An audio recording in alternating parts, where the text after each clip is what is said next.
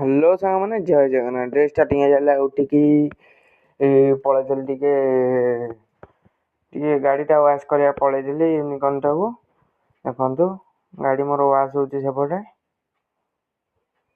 ଏଠି ଭାଇ ପୁରା ବଢ଼ିଆ କିଣା ୱାଶ୍ କରୁଛନ୍ତି, 1 ନମ୍ବର ୱାଶ୍ କରୁଛନ୍ତି।